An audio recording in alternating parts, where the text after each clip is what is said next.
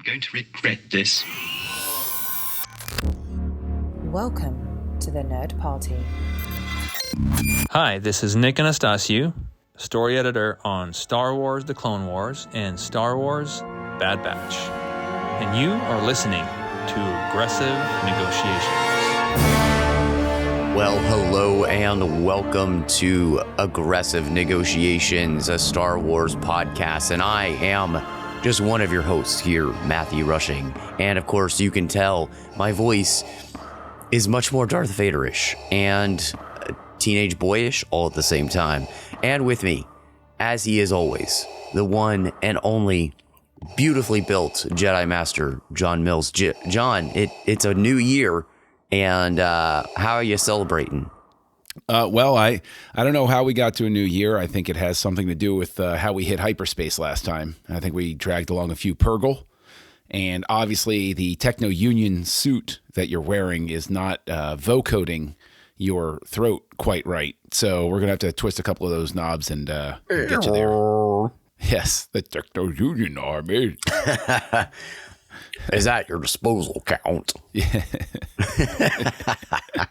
Well, I'm glad you brought that up because we are going to be in the prequel era as we finally wrap up the Jedi Apprentice series with the final book in the series.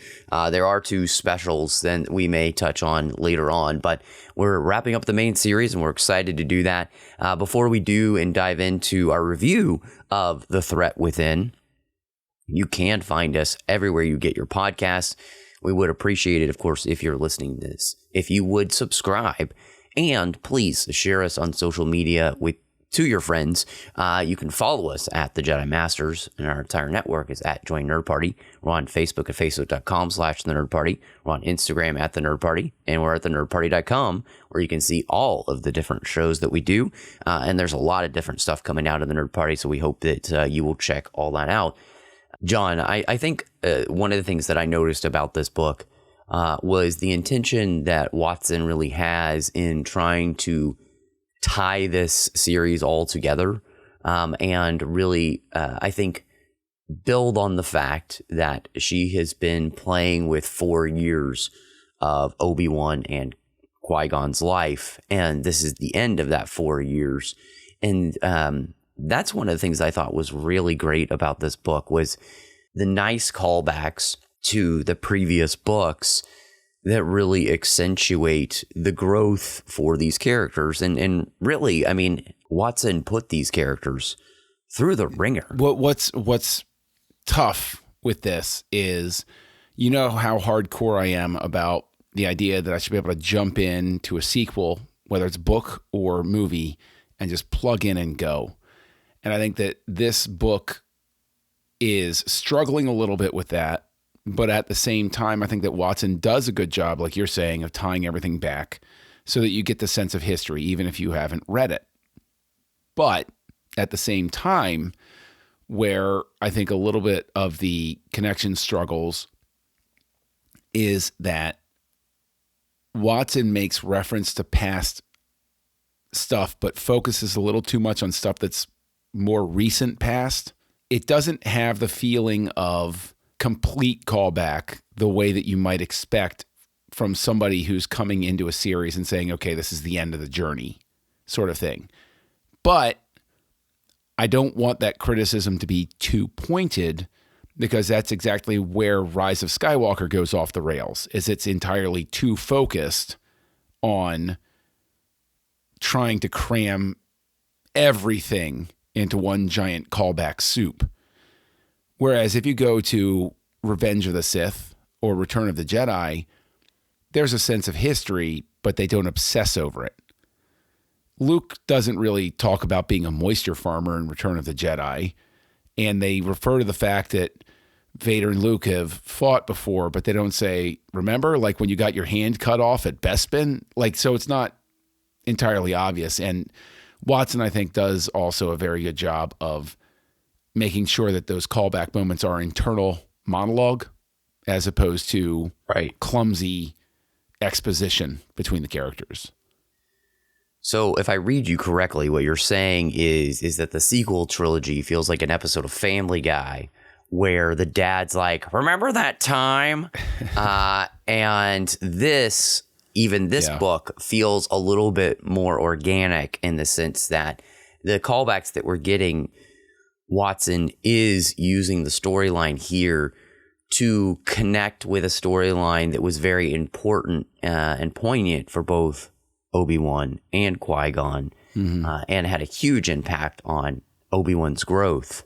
Yeah, that's true. And so to do that, this really is, again, she's crafting this story on purpose to show us the way in which Obi-Wan handles this story is very different than the way he did in that first story, which she's calling back to the Melody Dawn series of stories where Obi-Wan gets kind of wrapped up in what's happening on those planets. He actually leaves the Jedi Order, and then in leaving the Jedi Order, kind of quickly realizes the utter mistake that he's made, and that he's made the wrong choice, and that what he thought was happening is not the right thing. And so it's so interesting because, of course, that's playing into, and I have no idea how you really say these aliens' names, the Voriadax, I'm guessing, and their whole planet is kind of going through that same situation, right? You have one group who they want change, they think they know how to make it, and they're doing these things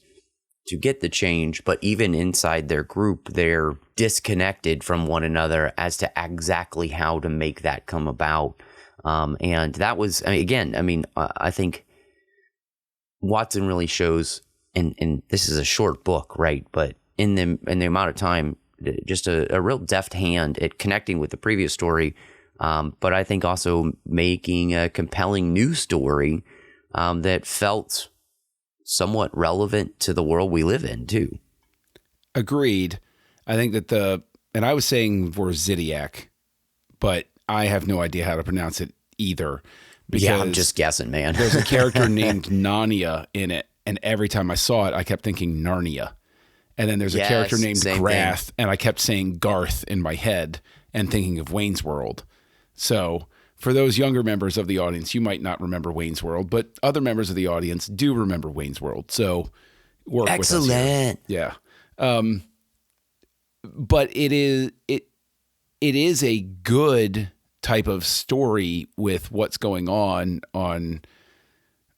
I was going to say V because that's the first letter in the alien planet name. So V4 and V5 are tense with each other, and the tension is being exacerbated by what are considered terrorist disruptions to worker productivity, which is at the corner of V4's whole culture. And loss of productivity is psychologically and economically devastating to them. So that's interesting. That's a complicated sort of concept to come at. And you find out it's because this counterculture movement that's going on V4, which is then in itself splintering, right? As you're talking about here. And that, I think, is one of the things where this story maybe should have been 2 books instead of 1. This feels like that specific aspect of the story gets a little bit of short shrift and could have been plotted out a little more. It could have been fleshed out more, basically. Because where you're looking at the social commentary aspect of it, maybe is reaching to the sort of the Gen Xers of the time, struggling to find, or even millennials struggling to find identity with their parents, but also a callback to the 60s where work is, people start reassessing whether work is really the most important thing or whether we need to be enjoying life, that sort of stuff.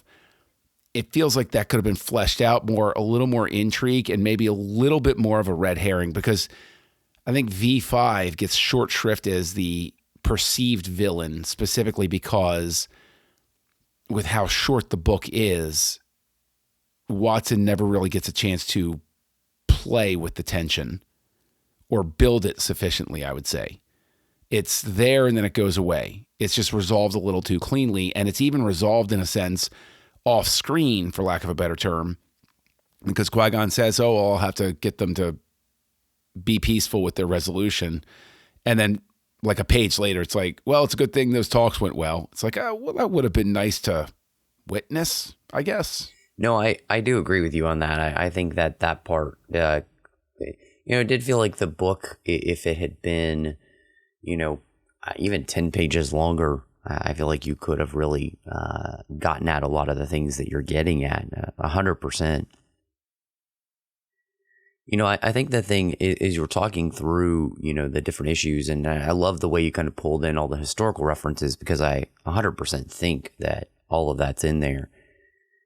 The thing that really, I think it kind of shows that when you create a story and you use kind of timeless themes, the way that you can apply it to so many different time periods. And I was thinking specifically, with this group of kids on V5 who are V4, and they are trying to disrupt the productivity of this planet, who's completely driven by work and work alone, to create free time, to create more than just one type of life, which is work. And they're willing to go to more and more extreme measures as they go along to do so, and to get their point across, because they feel morally vindicated in their position. And every big movement in history, whether it's been good or bad, has felt themselves to be morally vindicated. And the how far they're willing to go sometimes becomes a byproduct of that blindness that can create.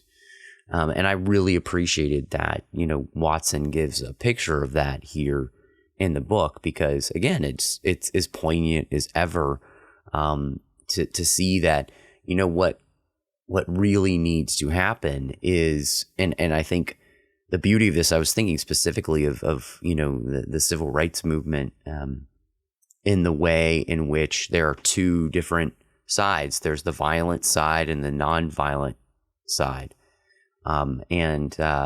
Basically having Obi-Wan kind of stand up and give the type of speech, and then be backed up by Qui-Gon, that you would kind of hear from, MLK Jr., which is an interesting thing to say, but like to say, hey, this isn't getting us anywhere. This violence is separating us. You're making the message harder to hear. And what we really need is to sit down and to hear one another, to listen to one another, and find a way to come to a solution that benefits as many people as possible. Qui-Gon even talks about too. It's like, that also means that you might not always completely agree. And that also needs to be okay. So just the sheer gamut of things that Watson is kind of touching on in this book, I think is pretty astounding.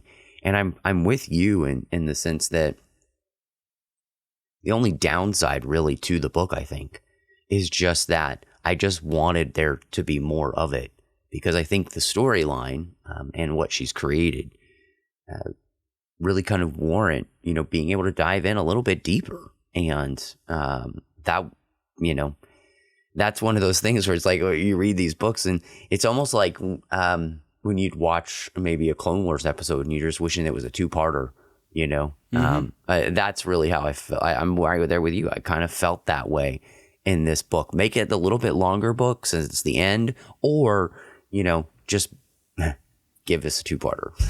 I think two-parter is the only way to really treat it, and to give it all the space that it needs to breathe, especially with trying to wrap up Qui-Gon and Obi-Wan and get them to a certain point that's going to serve this story, but also set the stage for the series to end and have somebody say, okay, I can see this as the two characters that walk on screen at the beginning of The Phantom Menace. And here's where I'll do sort of like the compliment sandwich thing, because in that sense, I see her taking Qui-Gon and Obi-Wan. I see them as those characters pretty much here, while at the same time leaving the room for there to be further adventures that I don't see, just like a good Clone Wars arc. If you left it there, I'm fine. But if you suddenly came out with an episode that bridged between this and the other one, I'm also fine. Because you've taken them far enough without taking them right up to the moment of walking on screen in The Phantom Menace. That's awesome. Yeah, But, I mean, you know. Yeah, no, go ahead. Go ahead, please.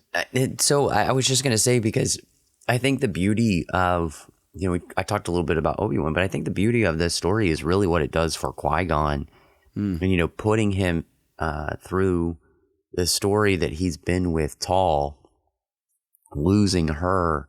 And I just really loved the way in which he's struggling with this idea of Obi-Wan growing up and knowing that sooner rather than later at this point, he's going to take the trials and they're not going to be together as a team. And him struggling a little bit with this idea of attachment that, you know, and I think that there's something incredibly beautiful about that. And to kind of push that forward, the thing that it made me think was, you know, Dave Filoni has talked about the beauty of the Duel of Fates fight and how it's really a fight for the soul of Anakin. Because, you know, if Qui-Gon survives, things are very different. And I think this book gives us the picture of why. Because Qui-Gon has that ability, I think, to struggle a little bit more with attachment than Obi-Wan does, who I think by the time we see him really, you know, especially in episode 2, he's had his opportunities, right? But he's really fomented into a man who is the quintessential of what the Jedi were called to be in that time period, you know, and not have as much of a struggle, and so that's where I was really appreciative of the work that Watson had done here, and I'm sure in some ways almost unintentionally, because, you know, I don't think anybody at this time period really understood the complexity and the depth of Qui-Gon and his journey yet. But to me, it really, you know, reading it now, it felt really good to read. I definitely think that Watson has an understanding of Qui-Gon, and we've referenced this in previous books that we've discussed in the series, where Watson has, I would love to sit down with her and discuss and find out, did she have some sort of character Bible that was handed to her? Because this is the Qui-Gon I saw on screen. This is the Qui-Gon that I defended. This is the Qui-Gon that I fell in love with back in 1999. Throughout this whole series, I see him get there, and I see the aspects of him, and even the way that he speaks, I can hear Liam Neeson saying his lines. And to get back to sort of the meat of my compliment sandwich is that where this also could have benefited from a longer treatment, whether it's 2 books or 10 more pages or what have you, is while the callbacks are all internal monologue, and I applaud that, I would have liked more expository moments near the end of this arc with Qui-Gon and Obi-Wan stating things a little more plainly, because this is one of those things where it also could/should have set up a little more that not only are they at the point where Qui-Gon's more mature and ready to let Obi-Wan go, but there's still a little bit of friction in between them when they find Anakin, because Obi-Wan's caught a little off guard about taking the trials. Qui-Gon is like, you know, I take Anakin Skywalker as my Padawan. Well, you can't. You already have one. Yeah, Obi-Wan can take the trials. And there's this split second where Obi-Wan's like, oh, yeah, I can. Right. Yes, I'm ready for it. So do you see what I'm getting at? Where it's like it's a little too friendly the way that they've wrapped it up. There should be a little bit more space for friction at the end of this arc. I think I completely get what you're saying, but I almost feel as though what it needed is to feel a little bit more like Obi-Wan specifically as a character is more attached to Qui-Gon in this moment, because I think that's the almost the feeling you get in that scene, and at least that's how I always read it in The Phantom Menace. He's like taken aback that he would just be kind of brushed aside, and it hurts his feelings because absolutely, they're a team, and so I think it's that. And I don't know exactly how you do it, but you just need to convey somehow in the dialogue this idea of Obi-Wan not quite being like, Qui-Gon's been realizing that Obi-Wan is going to be at that point, but that's not where Obi-Wan is. And even almost in The Phantom Menace, that's not quite where he is, where, he says he's ready to take the trials, but in some ways, I think there's kind of such a love and respect he has for his master that, does that make any sense what I'm trying to get at? It does. I think at this point we're sort of like splitting hairs, because that I don't disagree with what you're saying there, but I think that Obi-Wan is caught off guard, and it would have been in The Phantom Menace. Like, it's not just their emotional relationship, but it feels like there's supposed to be a little bit more formality to somebody presenting somebody as ready to face the trials. Sure.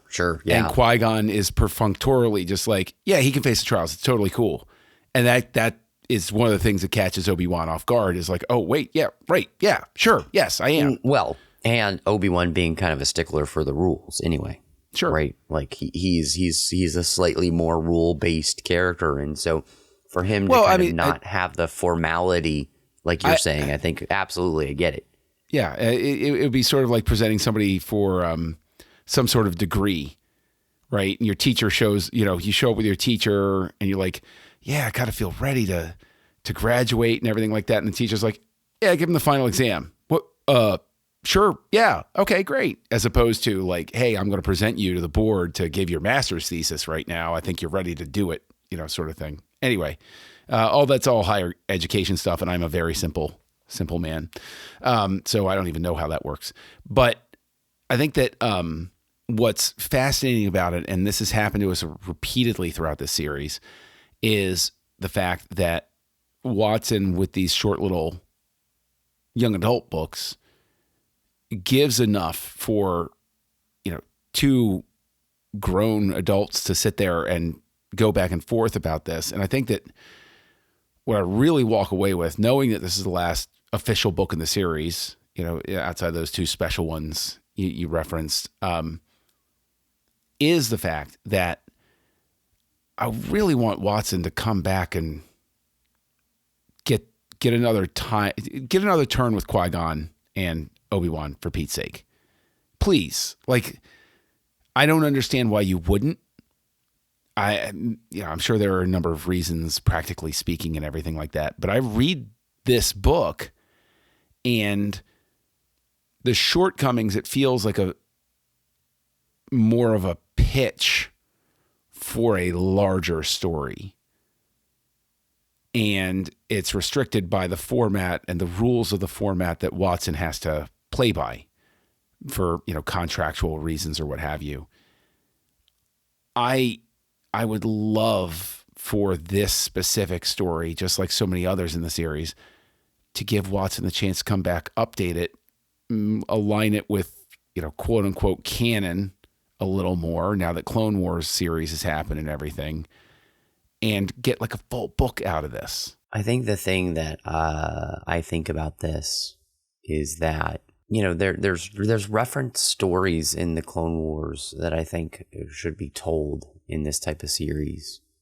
And specifically, I think of the story of Qui-Gon and Obi-Wan on Mandalore. Mm-hmm. And, Obi-Wan's running and love interest Satine. And, I think it's disappointing to me that nobody has ever picked up that storyline and created maybe a trilogy of stories. because it's set in this time period. And I think that this time period is rife for storytelling. And obviously we're going to be getting John Jackson Miller's The Living Force, which takes place in the prequel era with the Jedi Order at that time period before the Phantom Menace. But to me, forget, the High Republic kind of stuff. Give me those Jedi, oh my in gosh. this time period. And again, like this series shows, there's so much storytelling to tell about these characters, especially like an Obi-Wan and a Qui-Gon, that I think could only benefit fans. I think it would sell like gangbusters because fans love that kind of stuff. And it's a time period which, is Disney really ever going to touch that time period like that again, ever? Probably not, unless you did some sort of animated series, but I don't think that's going to happen. And so, just create, this is the milieu that you play in, with the books for the next few years.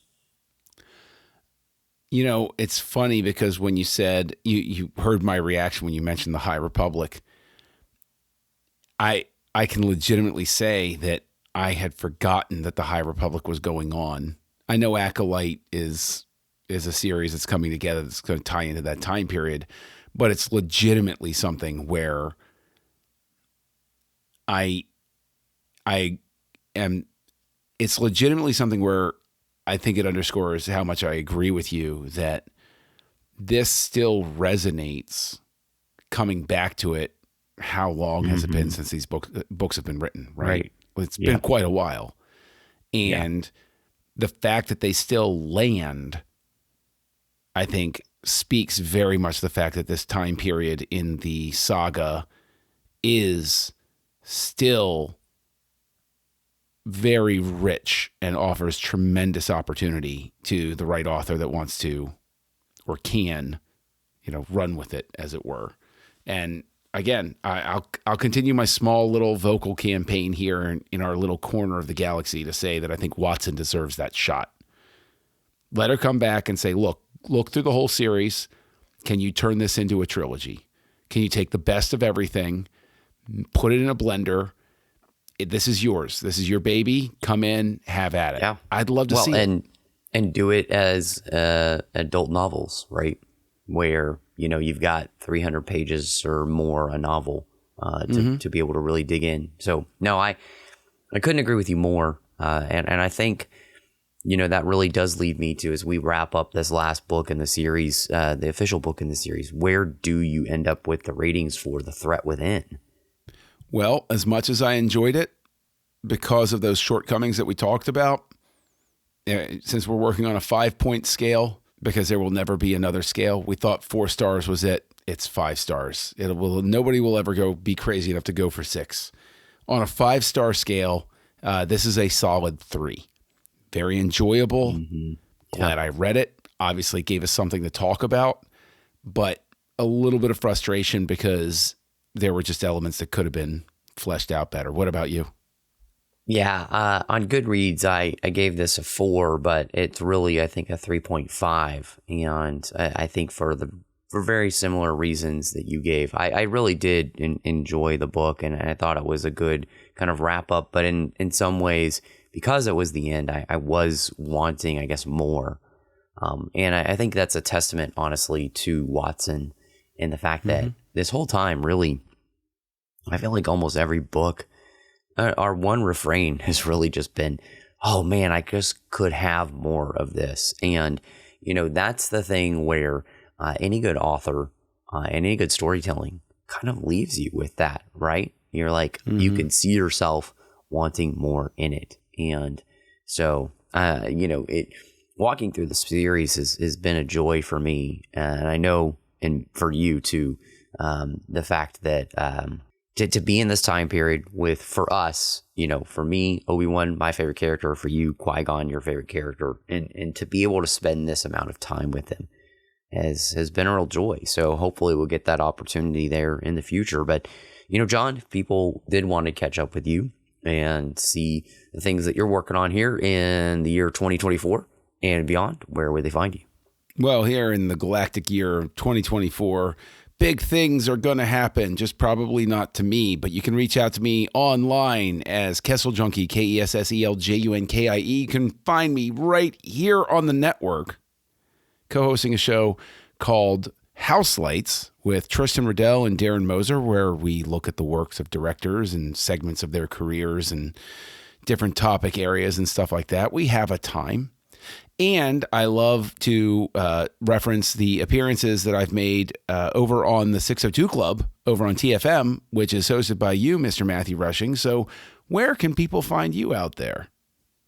Well, when I don't sound like Darth Vader / a frog, you can find me all over social media under the name Matt Rushing 02. Of course, here on the network, I also have Owl Posts with Trey Kaufman talking about every single chapter of the Harry Potter series, one chapter at a time. Got the 602 Club there on the TFM network and some great stuff coming up for you this year.